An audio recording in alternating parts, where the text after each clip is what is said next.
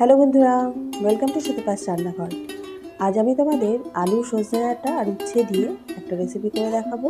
তার জন্য এখানে নিয়ে নিয়েছি সাদা সর্ষে আর কালো সর্ষে সম পরিমাণে, আর 3টে ছোটো সাইজের আলু আমি এরকম লম্বা লম্বা করে কেটে নিয়েছি। 4টে উচ্ছে এইভাবে লম্বা করে কেটে নিয়েছি, আর বীজগুলো কিন্তু দেখো আমি ফেলে দিয়েছি।